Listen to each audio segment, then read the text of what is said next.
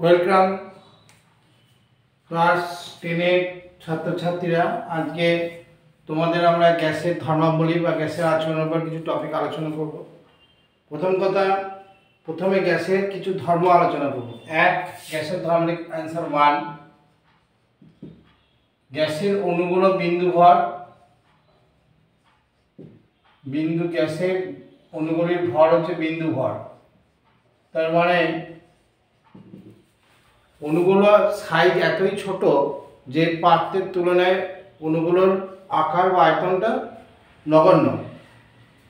গ্যাসের অণুগুলো 1, 2, গ্যাসের কণাগুলো জিগজ্যাগ পথে পরিভ্রমণরত। তার মানে এলোমেলো পথে গ্যাসের কণাগুলি বিভিন্ন বেগে বিভিন্ন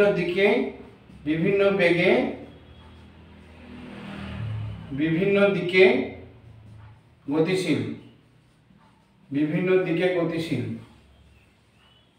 এটা বলবে কোনো আন্তঃআণবিক আকর্ষণ বল নেই। আন্তঃআণবিক আকর্ষণ বল নেই। আন্তঃআণবিক আকর্ষণ বল নেই এবং কণাগুলি নিজেদের মধ্যে সংঘর্ষ হচ্ছে, সেই সংঘর্ষের স্থিতিস্থাপক। এবং স্থিতিস্থাপক সংঘর্ষ মানে যেখানে ভরবেগ ও গতিশক্তি সংরক্ষিত। এটা একবার বলবো, গতিশক্তি সংরক্ষিত। তাহলে আমরা একবার বলি, গ্যাসের কণাগুলি বিভিন্ন বেগে বিভিন্ন দিকে গতিশীল, কণাগুলির ভর নগণ্য এবং আন্তঃআণবিক আকর্ষণ বল নেই, কারণ তারা দূরে দূরে থাকে। যখন কণাগুলি নিজেদের মধ্যে, গ্যাসের কণাগুলি যখন সংঘর্ষ ঘটায়, সংঘর্ষের ন্যাচারটা স্থিতিস্থাপক এবং পাত্রের দেওয়ালে সংঘর্ষ হয় বলে পাত্রের দেওয়ালে একটা চাপ সৃষ্টি করে। এবং স্থিতিস্থাপক সংঘর্ষ মানেটা হচ্ছে ভর এবং গতিশক্তি সংরক্ষিত। আর একটা কথা মনে রাখবে, প্রত্যেকটি অণু অভিন্ন, একই রকম, ভিন্ন ভিন্ন অণু নয়। একই রকম অণু, বিভিন্ন দিকে গতিশীল, কোনো নির্দিষ্ট দিক নেই। আন্তঃআণবিক আকর্ষণ বল নিজেদের মধ্যে আকর্ষণ করছে না। সংঘর্ষটা স্থিতিস্থাপক, অর্থাৎ ভর এবং গতিশক্তি সংরক্ষিত। এই কটা পয়েন্ট তোমাদের মাথায় রাখবে। গ্যাসের ধর্মাবলী যদি বলে তাহলে তোমাকে এইগুলো বলতে হবে। এরপরে যেটা আমাদের আসবো, আদর্শ গ্যাস। আস্তে আস্তে আদর্শ গ্যাস কাকে বলবে? যেখানে মনে করবে যে আদর্শ গ্যাস হচ্ছে আন্তঃআণবিক আকর্ষণ বল থাকবে না এটা, এবং চার্লস সূত্র, বয়েল সূত্র বা গ্যাসের সমীকরণ মেনে চলবে। অর্থাৎ যে গ্যাসটা P = N আর T, অর্থাৎ P হচ্ছে প্রেসার, V হচ্ছে ভলিউম বা আয়তন, বা P হচ্ছে চাপ, V হচ্ছে আয়তন, N হচ্ছে মোল সংখ্যা, R হচ্ছে গ্যাস ধ্রুবক এবং T হচ্ছে তাপমাত্রা কেলভিন স্কেলে। এই সূত্রটা যারা মেনে চলবে সেটা হচ্ছে আদর্শ গ্যাস, এটা মেনে চলে। এখন প্রশ্ন হলো, বেশিরভাগ কোনো গ্যাসই সেই অর্থে আদর্শ গ্যাস নয়, সবটাই হচ্ছে বাস্তব গ্যাস। তাহলে আদর্শ গ্যাস বললে আমরা বলবো যে সকল গ্যাস PV = N আর T সূত্রটা মেনে চলে বা বয়েল সূত্র, চার্লস সূত্র মেনে চলে, তাদেরকে বলবো আদর্শ গ্যাস। সঠিক অর্থে সেরকম কোনো আদর্শ গ্যাস নেই। কিন্তু যদি তুমি চাপ কম দাও, কম চাপে ও উচ্চ তাপমাত্রায়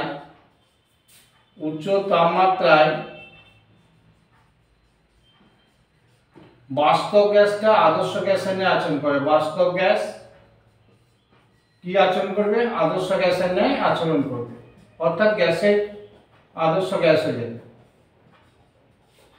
তাহলে কি করা হয়, যখন তুমি চাপ কমিয়ে দিলে অণুগুলোর ব্যবধান বেড়ে যায়, আকর্ষণ বলটা কমে যায়, তাহলে আদর্শ গ্যাসের উপর আকর্ষণ বল থাকে না। আর যদি অণুগুলোর উপর তুমি চাপ মুক্ত করো তো অণুগুলোর ব্যবধান বাড়ে, বা তাপমাত্রা বাড়লে অণুগুলোর বেগ বেড়ে যায়, তাদের মধ্যবর্তী দূরত্ব বেড়ে যায়, আকর্ষণ বল থাকে না। এই হচ্ছে ব্যাপার। অর্থাৎ আমরা আদর্শ গ্যাস আর বাস্তব গ্যাস চার্লস সূত্র, বয়েল সূত্র বা গ্যাসের সমীকরণটা মানবে না। কিন্তু এখানে এই গ্যাসের সমীকরণে এটা তুমি লিখবে, P হচ্ছে চাপ, V হচ্ছে আয়তন এবং N হচ্ছে মোল এবং আর গ্যাস ধ্রুবক এবং পি হচ্ছে তাপমাত্রা কেলভিন স্কেল, তাপমাত্রা কেলভিন স্কেল।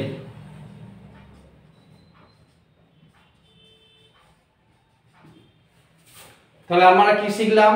আমরা গ্যাসের আচরণের প্রথম যে কোশ্চেনটা নিয়েছিলাম গ্যাসের ধর্মাবলী, সেটা বলি গ্যাসের কণাগুলি অভিন্ন, তাদের ভর নগণ্য এবং আয়তন নগণ্য। এটা মাথায় রাখবে, আয়তনটা নগণ্য কার তুলনায় নগণ্য? পাত্রের আয়তনের তুলনায় নগণ্য। কিভাবে কোন বেগে যাচ্ছে? বিভিন্ন বেগে বিভিন্ন দিকে গতিশীল। আকর্ষণ বল আছে? উত্তর হবে না, তাদের মধ্যে কোনো আকর্ষণ বল নেই।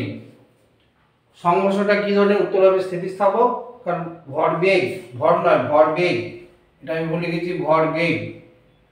এটা একবার মুছে দিচ্ছি, তোমরা দেখো ভরবেগ ও গতিশক্তি সংরক্ষিত। তার মানে কলিশন বা ধাক্কা খাওয়ার পরে সংরক্ষিত, ধাক্কা খাওয়ার পরে বা আগে তাদের যা গতিশক্তি বা ভরবেগ থাকবে একই থাকবে।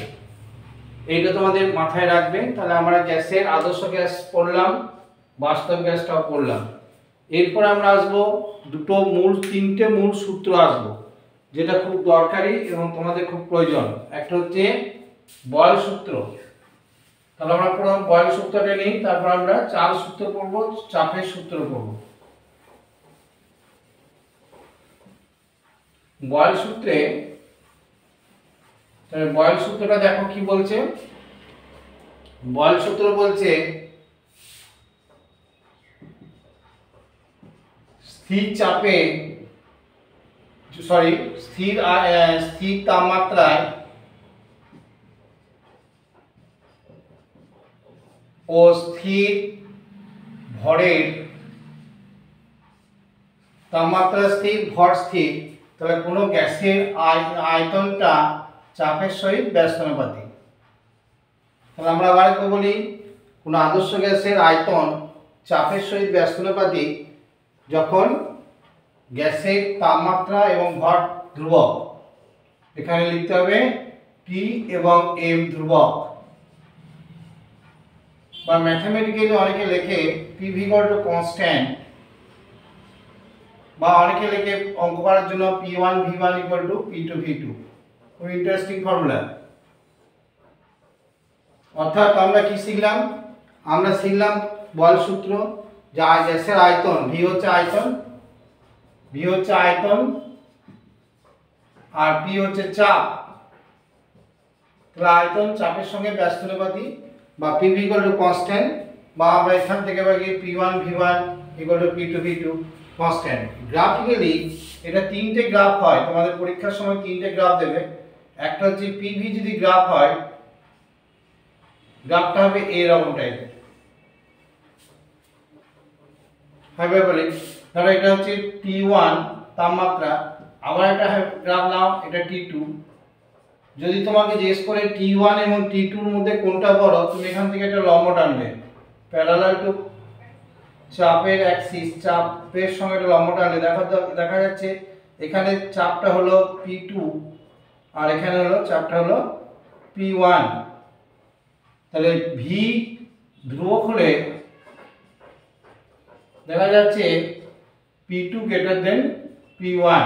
ছবি থেকে দেখো P2 গ্রেটার দেন P1, এটা P2 এটা P1। তাহলে চাপ যখন বাড়ে তখন তাপমাত্রা অবশ্যই বাড়ে, তাহলে আমরা T2, অতএব T2 গ্রেটার দেন T1। ভুলে যাবে না, যাবে এটা এইভাবেই করে। আর একটা গ্রাফ হয়, ধরো এইদিকে তুমি নিলে 1/v, 1/v এইদিকে নিলে P, তখন এটা স্ট্রেট লাইন গ্রাফ হবে। এরকম একটা স্ট্রেট লাইন গ্রাফ হবে। এই straight line graph P versus 1/v straight line graph হবে। আর একটা গ্রাফ হয় যে তুমি P যাই না কেন PV টা সবসময় প্যারালাল, PV কনস্ট্যান্ট প্যারালাল, এটা প্যারালাল। অর্থাৎ PV তিনটে গ্রাফ বয়েল সূত্রকে অবলম্বন করা হয়। একটা হচ্ছে P versus V, 1/v versus P, দেখো শূন্য দিয়ে যাচ্ছে 0 0 দিয়ে স্ট্রেট লাইন গ্রাফ, এবং PV আর P এদের একটা প্যারালাল গ্রাফ, মানে হোয়াটে যে কোনো পি এর মানের জন্য পি বিটা সবসময় কনস্ট্যান্ট, অর্থাৎ তাদের মধ্যে লম্ব দূরত্বটা সেম।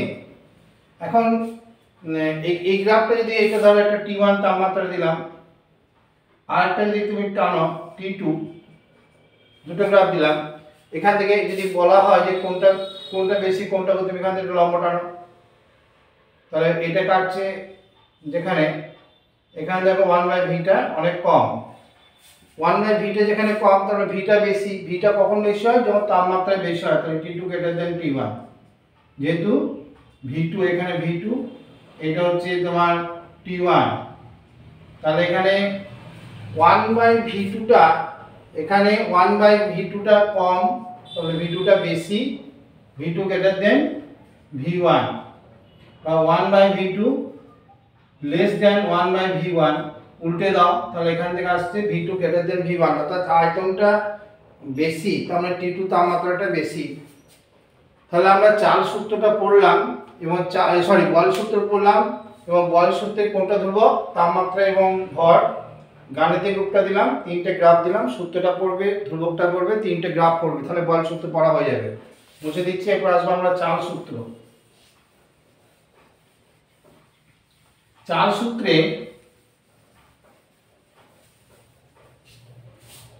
চাল সূত্রে দেখো সম্পর্কটা হচ্ছে আয়তনের সঙ্গে তাপমাত্রা, অবশ্যই তাপমাত্রাটা হচ্ছে কেলভিন স্কেলে। কি বলছে? ইন জেনারেল বলছে যদি কোনো 0 ডিগ্রি সেন্টিগ্রেডে at 0 ডিগ্রি সেন্টিগ্রেডে আয়তন V0, T ডিগ্রি সেন্টিগ্রেড যদি বৃদ্ধি করো তাহলে আয়তনটা হবে VT V0 1 + T/273। তার মানে 0 ডিগ্রি সেন্টিগ্রেডে যে আয়তন ছিল সেটা তো থাকছে, প্লাস V0 T/273, এই আয়তনটা বৃদ্ধি পাচ্ছে। বা অনেকে প্রশ্ন লেখে ধ্রুবক ভরে ধ্রুবক চাপে,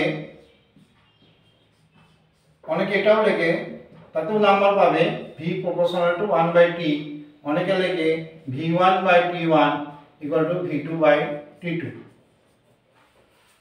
অর্থাৎ তাপমাত্রা বাড়ালে যদি প্লাস সাইন দাও, তাপমাত্রা কমালে হবে মাইনাস সাইন, শুধু এটাও লিখতে পারো। এখন টি যদি তুমি -273 ডিগ্রি, সবথেকে মিনিমাম টেম্পারেচার -273 নট রিচেবল, এটাতে এই তাপমাত্রা পাওয়া যাবে না, তখন আমরা 1 নম্বর সমীকরণ থেকে পাচ্ছি, 1 নং সমীকরণ থেকে পাই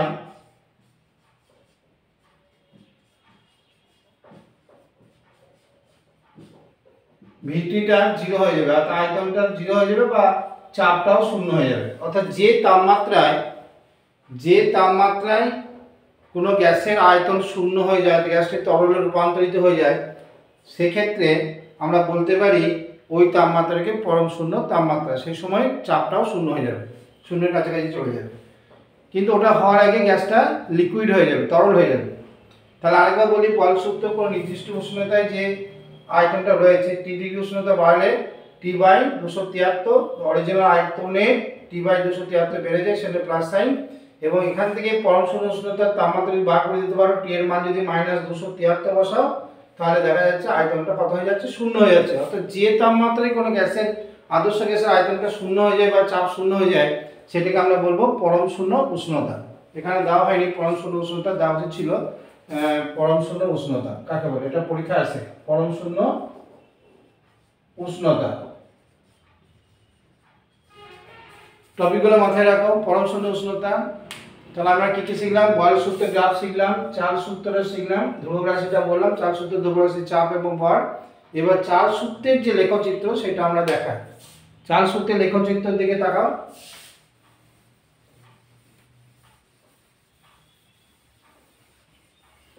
চাল সূত্রে সাধারণত দুটো লেখচিত্র হয়। চাল সূত্র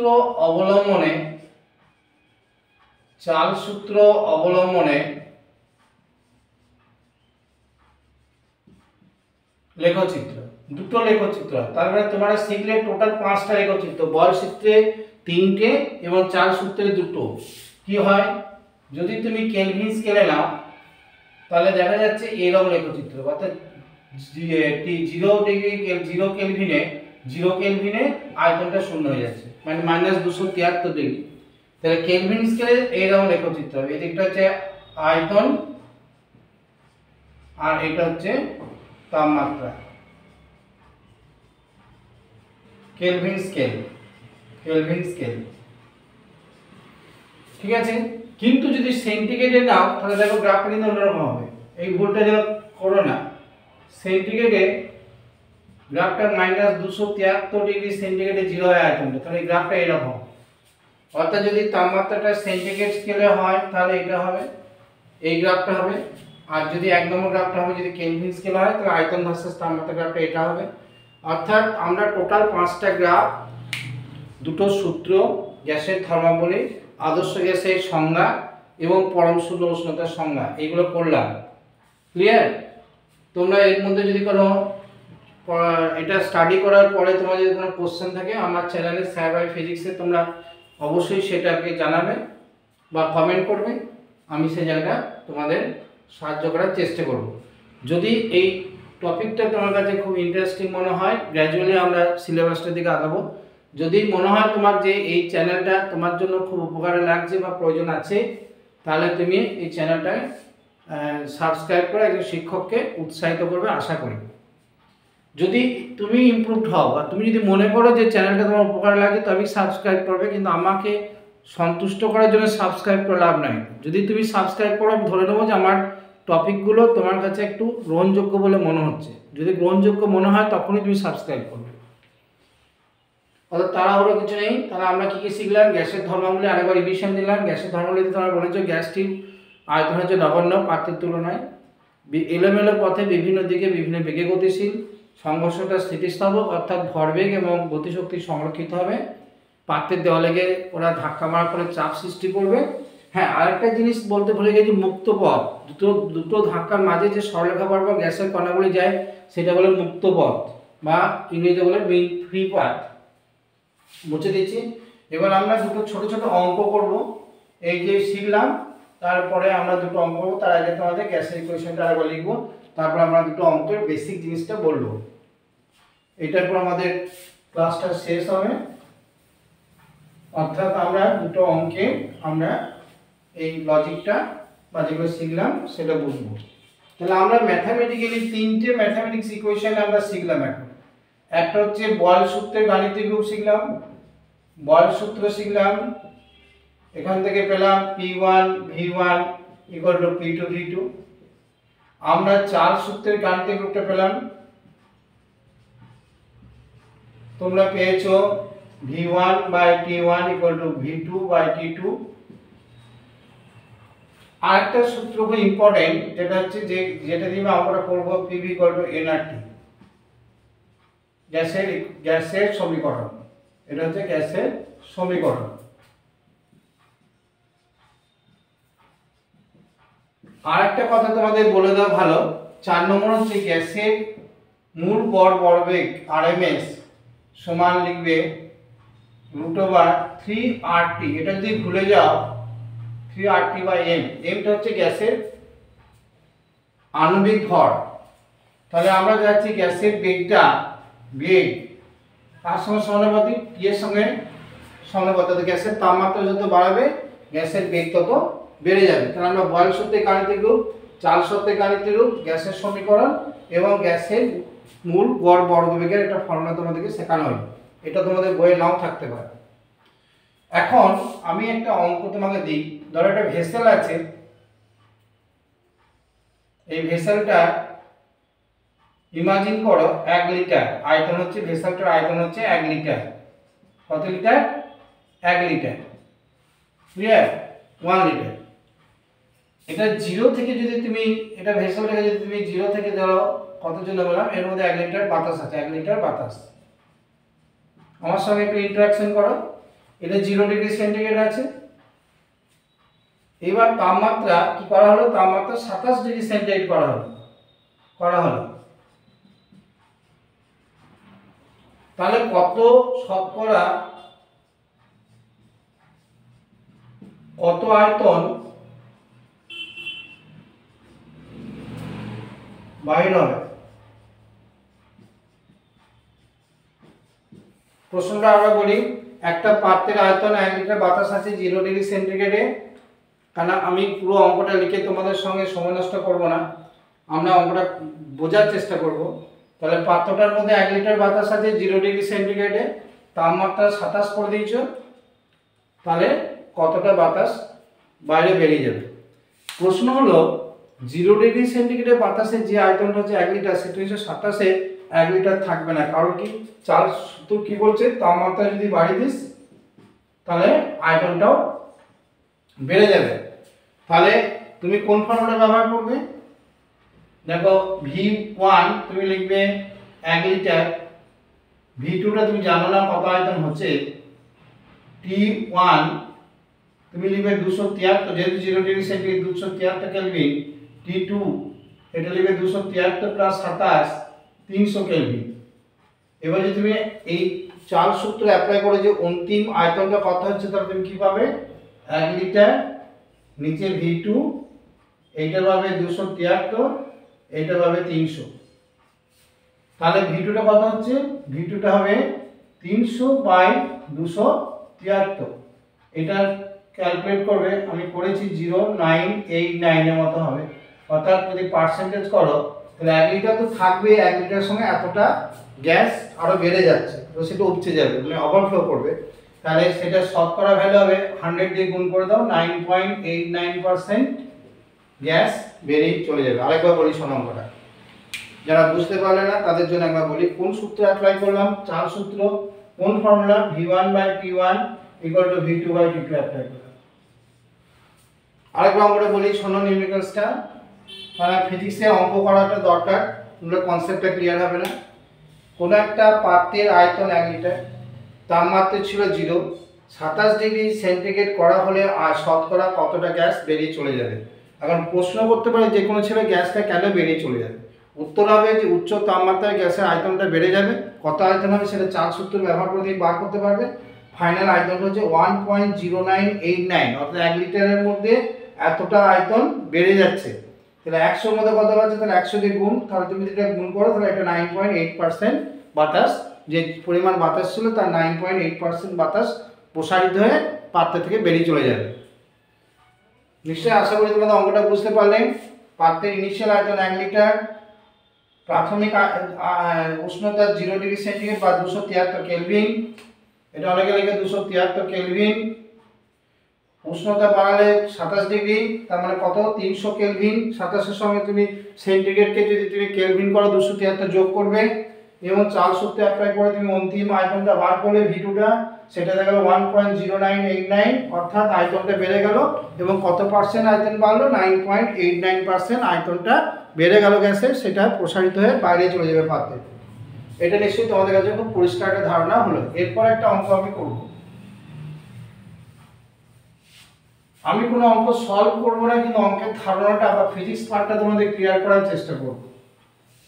আমাদের চ্যানেলটা মূলত যারা ভবিষ্যতের দিকে তাকিয়ে কোনো কম্পিটিটিভ পরীক্ষায় বসতে চলেছে, যেমন ওয়েস্ট বেঙ্গল বোর্ডের সিলেবাসের সঙ্গে আমরা কিছুটা হলেও একটা স্ট্যান্ডার্ড টপিক ওর মধ্যে ঢোকানোর চেষ্টা করছি, যাতে করে কনসেপ্ট লেভেলটা একটু বেটার জায়গায় যায় 9-10 থেকে, যাতে করে আগামী দিনে যারা মেডিকেল বা ইঞ্জিনিয়ারিং পরীক্ষা দিতে চলেছ তাদের কাছে কিছুটা কিঞ্চিত সুবিধা করা যায়, সেই উদ্দেশ্যে এই চ্যানেলটি ওপেন করা। সুতরাং চ্যানেলটা যদি রেগুলার তোমরা ফলো করো তাহলে কিছু কিছু ডেভেলপমেন্ট তোমার নিশ্চয়ই হবে আশা করছি। এবং তোমরা কমেন্ট করে কি তোমাদের দাবি, কি চাইছো চ্যানেলটা থেকে, স্যার ভাই ফিজিক্স থেকে, সেটা আমাকে জানাবে। দেখো এবারে অন্য একটা অঙ্ক বলি। ধরো দুটো ভেসেলস নাও, ক্লিয়ার? এই ভেসেলটার তোমার 5 লিটার, এর আয়তনটা হচ্ছে 5 লিটার, এর চাপ হচ্ছে 3 অ্যাটমসফিয়ারিক চাপ। ক্লিয়ার? একটা ভেসেল নাম্বার 1, ক্লিয়ার? এর মধ্যে বাতাস আছে 5 লিটার বাতাস, 3 অ্যাটমসফিয়ারিক চাপে এটা আছে। ঠিক ঠিক একইভাবে আরেকটা ভেসেল নাও,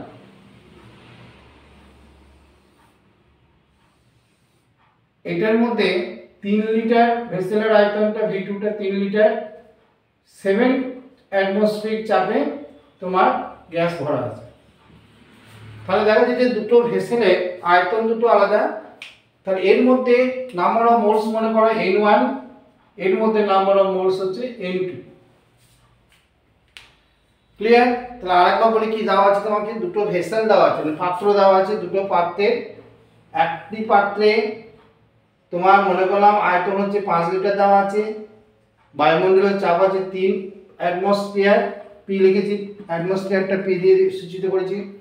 আর একটা ভেসেলের আয়তন হচ্ছে 3 লিটার, তার বায়ুমণ্ডলের চাপ আছে 7 অ্যাটমসফিয়ার। এরপরে যদি তুমি এটাকে কানেক্ট করে দাও কোনো নল দিয়ে, কোনো নল দিয়ে তুমি কানেক্টেড করলে, তাহলে এই যে গ্যাসের আদান প্রদানের ফলে উচ্চ চাপ থেকে গ্যাসের মলিকুল নিম্নচাপে যাবে এবং নিম্নচাপে গিয়ে দু জায়গায় চাপটা সমান করে দেবে। সেই যে সমান চাপটা হবে তার মানটা তোমাকে বার করতে হবে। এক্ষেত্রে মাথায় রাখবে ভেসেল দুটো যেভাবে গ্যাসের যাতায়াত হোক না কেন, নাম্বার অফ মোলস, অর্থাৎ এখানে যদি n2 মোলস হয় আর এখানে যদি n1 মোলস হয়, টোটাল নাম্বার অফ মোলস হবে n1 প্লাস n2। এই ফর্মুলাটা মাথায় রাখবে। অর্থাৎ এখানে যারা 100টা পায়রা ছিল, এখানে 50টা পায়রা ছিল, ওড়াউড়ি করে যদি পায়রাগুলো এদিক ওদিক করে যাই করো না কেন 150টা পায়রাই থাকবে। অর্থাৎ এখানে মোল সংখ্যা আর এখানে মোল সংখ্যা যা ছিল কানেকশন করে যাওয়ার পর টোটাল মোলটা কিন্তু একই থেকে যাবে। এবার দেখো তুমি অলরেডি এই ফর্মুলাটা ব্যবহার করো। পি প্রথম ক্ষেত্রে লেখো P1 V1 equal to N1 আর টি, তাপমাত্রা ধ্রুবক। এটা এক নম্বর ইকুয়েশন প্রথম জন্য। তাহলে এখান থেকে নাম্বার মোলস কত আসছে, P1 V1 by RT। Similarly দ্বিতীয় ভেসেল থেকে আসছে N2 সমান P2 V2 বাই RT। এটা যদি বসিয়ে দাও এক নম্বর ইকুয়েশনে পাচ্ছ যে টোটাল প্রেসার, মনে করো প্রেসার ফাইনাল আয়তনটা কত হলো, এটা 5 লিটার, এটা 3 লিটার, টোটাল আয়তনটা হলো কত 8 litre, sorry 5 plus 3 by RT হলো equal to n1 plus n2। এই যে n1 প্লাস n2, n1 এর ভ্যালুটা বসাও, p কত, p 3, এটা হবে 5 গুণিত 3 বাই RT, এটা হবে 7 গুণিত 3 বাই RT। আরেকবার বলবো, চিন্তা নেই। তাহলে ফাইনাল প্রেসারটা হলো, RT গুলো কেটে গেল, তাহলে ফাইনাল প্রেসারটা তোমার দাঁড়াবে 5 থেকে 15 আর 21 36 বাই 8, 4 দুগুণে 8, 4 9 36, 4.5 p। ক্লিয়ার? অর্থাৎ সাধারণ প্রেসারটা হয়ে যাবে 4.5 p। আরেকবার শোনো মন দিয়ে, নিউ বেঙ্গলস 2, অর্থাৎ আমার চ্যানেলে কিন্তু থিওরির সঙ্গে অঙ্ক থাকবে। ম্যাক্সিমাম স্টুডেন্টদের ক্ষেত্রে আমরা দেখেছি, আমার যে 20-25 বছরের এক্সপিরিয়েন্স ইংলিশ মিডিয়াম আর বাংলা মিডিয়াম মিলে, এই অভিজ্ঞতা থেকে দেখেছি বেশিরভাগ ছাত্রছাত্রীরা সায়েন্স পড়ার সময় গাণিতিক পার্টটাকে একটু অ্যাভয়েড করে পড়ার চেষ্টা করে, ফলে তাদের যে কনসেপ্ট লেভেলটা খুব নিচের দিকে থাকে। সেই নিচের দিকে কনসেপ্ট লেভেল কম থাকার জন্য তারা 11-12-এ গিয়ে বেশি সমস্যায় পড়ে বা কোনো কম্পিটিটিভ পরীক্ষায় ক্র্যাক করতে পারে না। সেই জন্য একটু আন্ডারস্ট্যান্ড করো, প্রবলেম করো, তাহলে কিছু ধীরে ধীরে ইমপ্রুভ করে যাবে। ইমপ্রুভমেন্ট হচ্ছে কন্টিনিউয়াস প্রসেস। তোমার ডেডিকেশন থাকবে এবং প্রতিদিন সাবজেক্টটা না বুঝলেও প্রতিদিন বসবে। আজকে যেটা বুঝতে পারছো না, কালকে আবার দেখবে কিছুটা ধরো সেটা বুঝতে পারছো। অর্থাৎ তুমি ছেড়ে রাখবে না সাবজেক্টটাকে। অঙ্ক এবং ভৌতবিজ্ঞান প্রতিদিনই পড়তে হবে। এখন আমি আবার অঙ্কটা বলি কি দেওয়া আছে আমার। অঙ্কটাতে প্রথম দেওয়া আছে দুটো ভেসেল বা দুটো পাত্র, একটাতে আয়তন ছিল 5 লিটার, তার চাপ ছিল 3 অ্যাটমসফিয়ার, আর একটা আয়তন ছিল 3 লিটার, তার চাপ ছিল 7 অ্যাটমসফিয়ার। এখানে n1 মোল গ্যাস আছে, এখানে n2 মোলস গ্যাস আছে। তুমি মনে করতো দুটো খাঁচা পায়রা ভরা আছে এবং এটা খুলে দিলে পায়রাগুলো ওড়াউড়ি করবে এবং একটা সময় তারা সমান চাপ হয়ে যাবে। এখন যে মুহূর্তে তুমি এই চাবিটা খুলে দেবে, সঙ্গে সঙ্গে গ্যাসের মলিকুলগুলোর নিয়ম অনুযায়ী ফ্লুইডের যে ধর্ম বা প্রবাহী গ্যাসের যা ধর্ম, উচ্চ চাপ থেকে গ্যাসের মলিকুলগুলো কোথায় যাবে, নিম্ন চাপের দিকে যাবে। এবং যতক্ষণ না চাপ দুটো ভেসেলের সমান হচ্ছে ততক্ষণ কিন্তু চাপটা ওইরকম ঘটনা ঘটতে থাকবে। একটা সময় তারা ইকুইলিব্রিয়াম চাপে চলে আসবে। এটা একটা মাথায় রাখো যে একসময় তারা সমান চাপে আসতেই হবে। চাপের পার্থক্য থাকলেই তরল বা গ্যাস যাতায়াত করে। এরপরে মাথায় রাখো যে স্যার যাই হোক না কেন নাম্বার অফ মোলস কিন্তু একই থাকবে। মনে করো রেজাল্টেন্ট মোল যদি n হয়, সেটা এই মোল সংখ্যা অণু তো পালাচ্ছে না, অর্থাৎ অণুগুলো তো একই আছে, শুধু নাম্বার অফ মোলসটা একই থাকবে। 1 নম্বর ইকুয়েশন খুব ইম্পর্টেন্ট। এইবার তোমরা গ্যাস ইকুয়েশনটা ব্যবহার করবে সবারই ক্ষেত্রে। PV করে nRT ব্যবহার করো, যেটা আমরা করেছি। এবার দেখো n1 এর জায়গায় কি লিখেছো, তুমি দেখো n1 ভ্যালু বার করেছো, আর দেখো n2 ভ্যালু বার করেছো। n এর জন্য তুমি লিখবে একই ভাবে লিখবে P প্রেসার, ভলিউম হবে V1 V2 RT। তাহলে n পেলে n1 পেলে n2 পেলে তুমি 1 নম্বরে বসিয়ে দাও। তাহলে এটা হচ্ছে 2 নম্বর, এটা হচ্ছে 3 নম্বর। তাহলে 2 আর 3 পুট ইন 1, তাহলে তুমি এই কোশ্চেনটা পাবে। যদি তোমাদের কোনো সমস্যা হয় কমেন্ট করবে, আমাকে আবার বলবে। আবার বলছি, দুটো ঘটনা ঘটবে। নজলটা খুলে দিলেই মলিকুলস উচ্চ চাপ থেকে নিম্ন চাপে যাবে, যতক্ষণ দুটো চাপ সমান হচ্ছে। যাই হোক না কেন নাম্বার অফ মোলস কিন্তু একই থাকবে, এটাই ক্লু। নাম্বার অফ মোলসটা কিন্তু একই থাকবে। রেজাল্টেন্ট মোলস n সমান n1 n2, n এর জায়গায় এই ফর্মুলা ব্যবহার করব। PV, Pটা কোনটা, রেজাল্টেন্ট চাপ ও লব্ধি চাপ, V কত, দুটোর আয়তন যোগফল, এটা 8 হবে। RTটা কনস্ট্যান্ট সবার ক্ষেত্রে, 8 হচ্ছে রেজাল্টেন্ট মোলসটা। এগুলো সব বসিয়ে দিয়ে তুমি রেজাল্টেন্ট বা লব্ধি চাপটা বার করতে পারবে। আজকের মতো তোমাদের ক্লাস শেষ, এবং পরবর্তী এই চ্যাপ্টারের সেকেন্ড লেকচার পাবে, এবং 3টে লেকচারে এই চ্যাপ্টারটা আমরা শেষ করব, কিন্তু প্রতিদিনই চ্যাপ্টারের সঙ্গে সঙ্গে কিছুটা করে অঙ্ক থাকবে। Thank you.